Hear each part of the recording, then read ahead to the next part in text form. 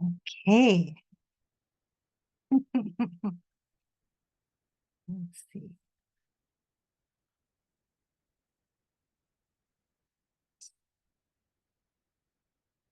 Here we go.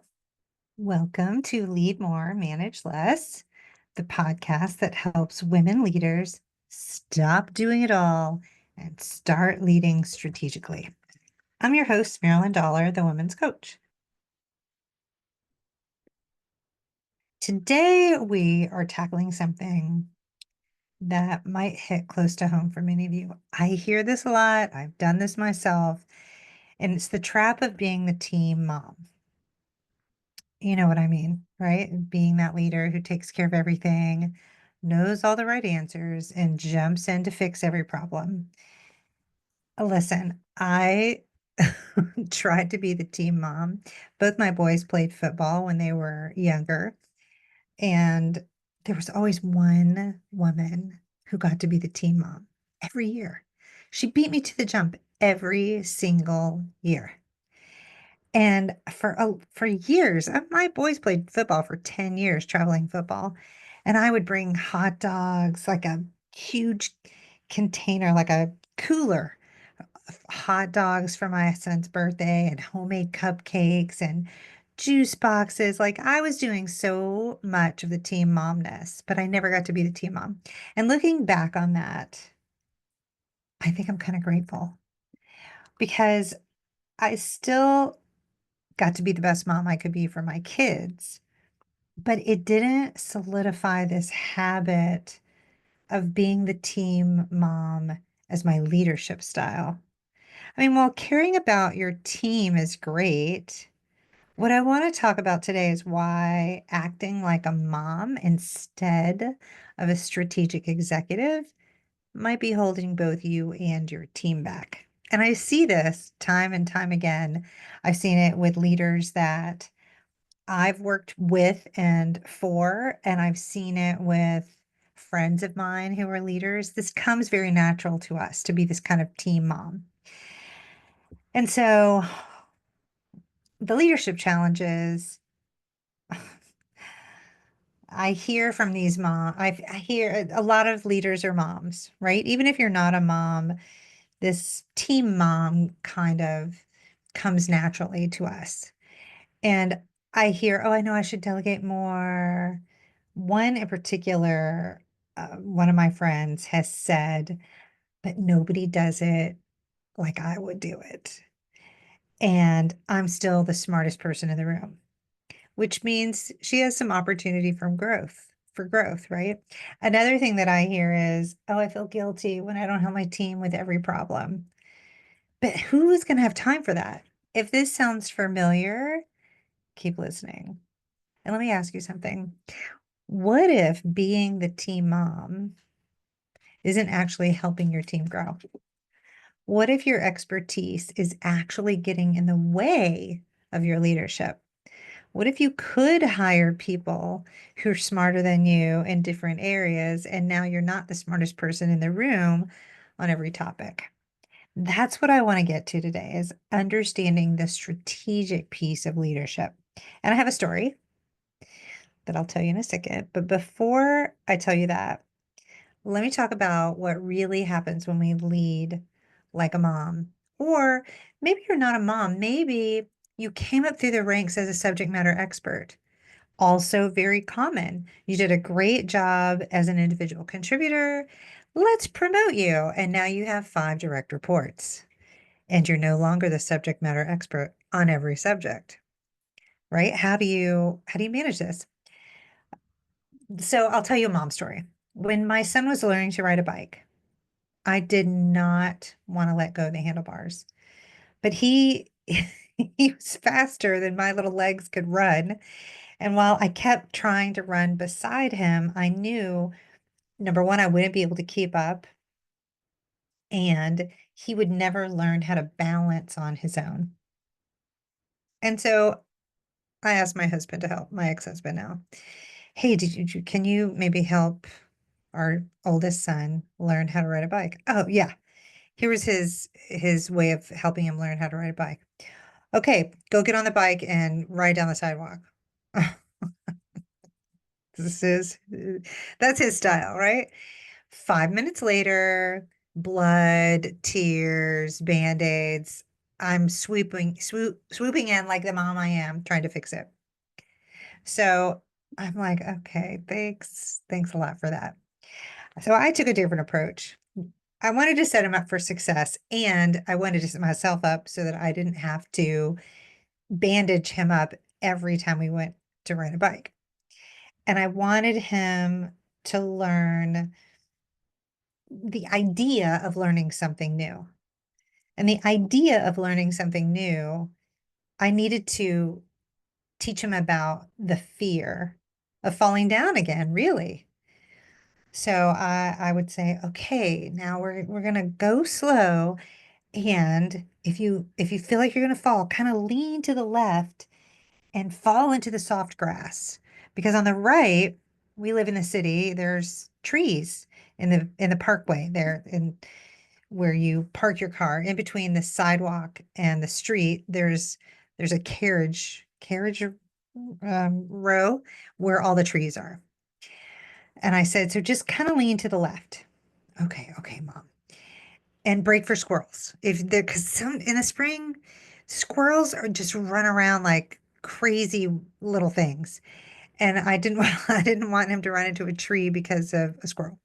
So we did a few static lessons. I walked him through it. I'm like, okay, I'm gonna hold on and then kind of lean the bike to the left and see, you fell into the grass and it was soft. And so he fell a few times before he learned the brake. The brake was pedaling backwards. You remember those old bikes? You pedal backwards to make it brake. And I let him go. I held the bike for maybe 2 squares of the sidewalk and then I let him go. He did run into a tree. Wasn't too terrible. He didn't always fall in the soft grass, but he did eventually learn to master that bike. And now, in his 20s, he lives in LA. He sometimes rides 20, 30 miles a day on a fixie bike, which doesn't even have brakes. Go figure. And he's been in a couple of altercations with moving vehicles, as you do when you ride in the city. But what I realized looking back on that is he needed the space to learn how to ride the bike. And that was going to include taking a few spills, learning to navigate trees and wild squirrels, and knowing when to hit the brakes. Did I still run behind him in the beginning, just in case? Of course I did. I didn't want to see him smash into a tree because I'm the one who had to bandage him up. An ounce of prevention worth a pound of cure. And your team is no different. As you're looking at helping your team, the other thing that I did that you may have noticed is I coached them along the way. And he was very coachable. He still is very coachable. He's a smart, smart guy. He's also a great problem solver because I've given him the space to learn how to do that. Okay, here's your my client story. No more, not a mom story. Sarah, one of my clients, maybe you can relate, was a CMO at a global company. Super smart at marketing. I mean, that's how she got the job, right? She was an individual contributor, then she was a manager, then she was a director, and now she's a CMO. But here's the thing, when you get to become the CMO, being brilliant at marketing isn't enough anymore. You need a team to carry out the vision and the complexities of being a CMO. You can't keep doing it by yourself. So picture this. It's 9 o'clock.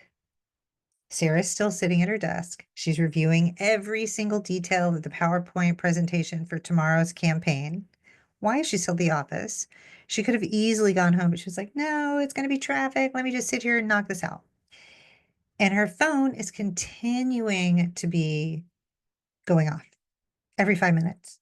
Someone on the team slacking, sending her a Slack message. Everything from strategic decisions, like what direction should we take this to what font should we use? How should we put this in social? How should we schedule this out? Plus, also on her phone, her family is texting her saying, "Hey, are you coming home? Should we hold dinner? Are you bringing dinner? What are we doing for dinner? Should we make something?" And she's exhausted, caught between these two worlds. And in her mind, she's thinking, well, nobody's going to know how to do this better than me. I got to stay. This is all riding on me. And so that's when she calls me. Or she texts me first and then she goes, "Can you talk?" And I said, "Sure." She said, "Marilyn, I'm drowning. I know every detail of this campaign. I reviewed everyone's work. I answered all the questions, and I'm still here fixing the things that I don't think are quite right. I'm exhausted, and my team isn't stepping up. They just keep waiting for me to tell them what to do or how to fix their work. And I want to go home and be with my family. I don't know what to do. I can't keep doing this. Maybe being a CMO isn't what I was cut out to be." And I said, "Okay, Sarah, this is what you've been working towards for the last 5 years. Being a CMO is exactly what you're cut out to be, and it's exactly what you wanted to do." And so then I asked her, "What would happen if you didn't fix everything? If you just let the team do it to the best of their ability and let them?" You can tell I'm reading Mel Robbins' book, Let Them, right now because it has changed my perspective on so many things. So think about what was going through her mind at that time. She had this kind of nervous laugh. She's like, really? Honestly, I'm gonna let them? If I let them, everything around here would fall apart. The whole department would cease to become what I want it to be." I'm like, "Okay, well then keep doing what you're doing." And she said, "I can't keep doing what I'm doing." And I said, "Exactly. So what's going to change?" And that's when we started to get into the nitty-gritty. So if you can relate to this, maybe you're not in marketing like Sarah, but I bet you've had those moments of feeling like everything depends on me. I'm the only one who can get it right. And if that's the case, let me tell you what we did. And this made all the difference. And I've seen this repeated over and over and over again with so many of my clients. When I start working with an executive in a leadership capacity, we work on them first. Start on your own inner dialogue first. Let's see what we can do with that. So, one of the things that I do for my clients is we do a disc analysis. It's a quick, maybe 10-minute inventory, and then you get a result of what your disc assessment reveals about your personality. A lot of my clients are high Ds. That means they're very dominant, they're very direct, they're very bottom line. Sarah was different.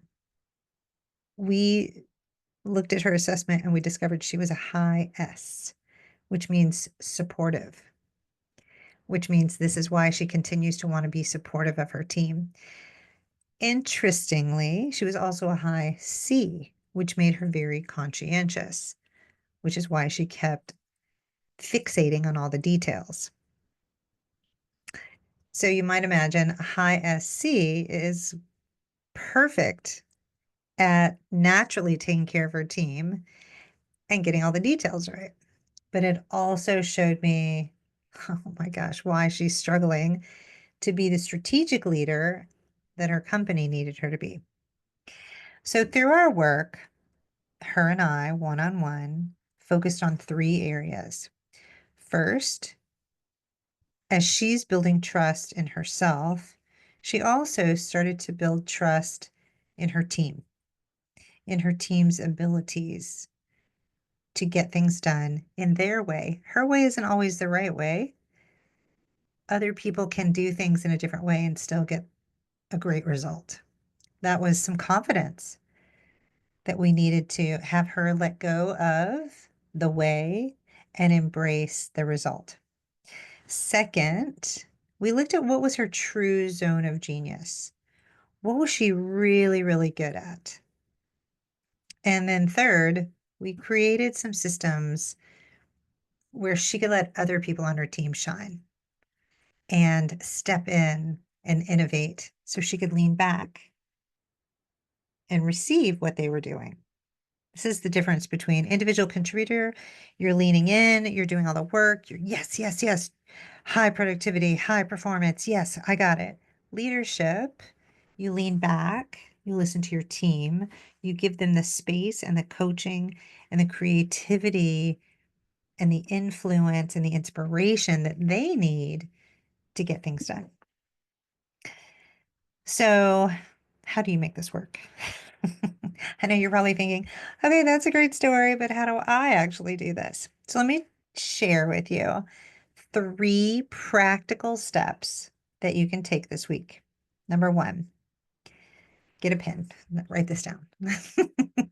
I had to do this for myself too, so don't think that I'm above this. I still have to take a Friday reset and say, okay, here are my Friday finishers. What did I not get done this week? And what do I need to take a step back and look at? Okay, so for you, number 1, notice when you're tempted to jump in and fix things. This is such a clear sign that you're not leading, right? When my kids were little, obviously, when my son was learning to ride a bike, of course I'm going to bandage him up.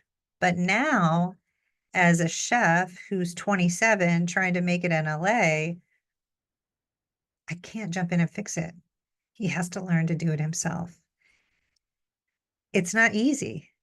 It's not easy leading a team that you know are going to make mistakes. It's not easy parenting a semi-adult knowing that they aren't going to do it the way you would do it, right? Notice when you're tempted to jump in and fix things. And then ask yourself, number 2, is this truly my zone of genius? So for me, doing spreadsheets and all the details, I'm a high D. I'm not an S or a C. I don't like the details. I don't like checking all the P's and Q's and I's and T's and crosses and all that. That drives me crazy. My zone of genius is coaching, looking at a team and seeing where there are outages and coming up with creative solutions. I'm a huge problem solver. I love that. I know that is my zone of genius.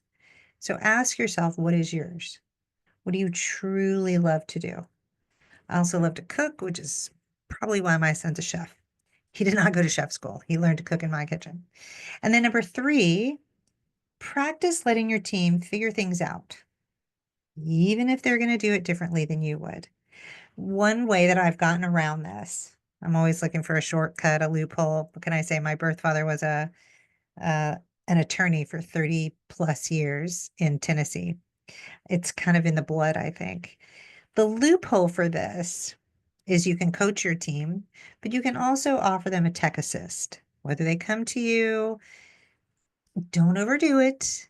But if you see something egregious and out of whack or bottleneck, you can offer them, hey, can I offer you a tech assist?